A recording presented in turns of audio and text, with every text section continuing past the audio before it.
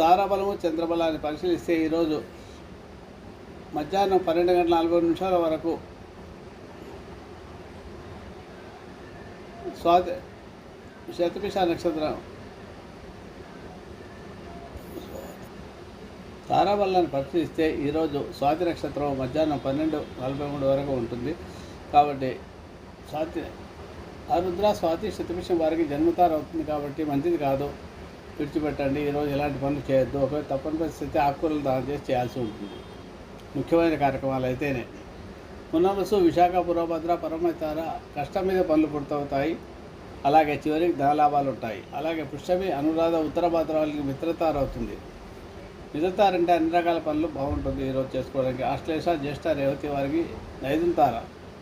మీరు మాత్రం ఎలాంటి పనులు ఉన్నా కూడా వాయిదా వేసుకోండి, ఈరోజు బాగలేదు. అలాగే అశ్విని మఘ మూల నక్షత్రాల వారికి సాధంతార అంటే కార్యసిద్ధి, కోర్టు కేసులు వేసుకోవడానికి, అప్పులు వసూలు చేసుకోవడానికి, అలాగే ఉద్యోగాలకు అప్లై చేయడానికి, ఇంటర్వ్యూలకు, పాస్పోర్ట్ వీసాలకు అప్లై చేయడానికి చాలా బాగుంటుంది, అప్పులు వసూలు చేసుకోవడానికి కూడా. ఇకపోతే అశ్విని మగ మూలకు సాధంతార. తర్వాత భరణి పూర్వాషాఢ వారికి ప్రత్యక్తార. అంటే ఏ పని చేసినా వ్యతిరేకత వస్తుంది. ఈరోజు ఎలాంటి పనులు పెట్టుకోవద్దు, వాయిదా వేసుకోండి. తప్పని పరిస్థితి అయిన ముఖ్యమైన కార్యక్రమం చేయాల్సి వస్తే ఉప్పు దానం చేసి చేయండి.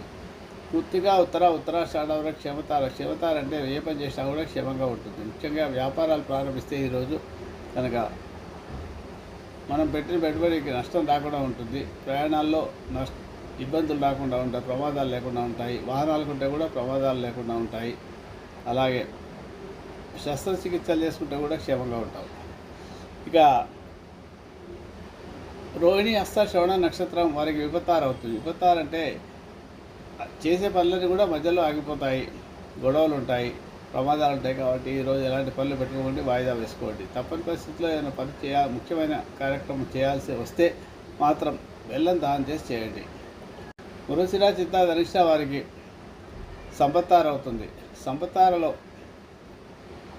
ధనస్థమైన కాకుండా అన్ని రకాల పనులు కూడా చేసుకోవచ్చు. ఆర్థిక విషయాలకు కూడా అన్ని విషయాలు అన్ని రకాల బాగుంటుంది. తారాబలము 12:40 మధ్యాహ్నం తర్వాత నుంచి విశాఖ నక్షత్రం వస్తుంది. పునరుసు విశాఖ పూర్వభద్ర వారికి జన్మతార కాబట్టి బాగాలేదు.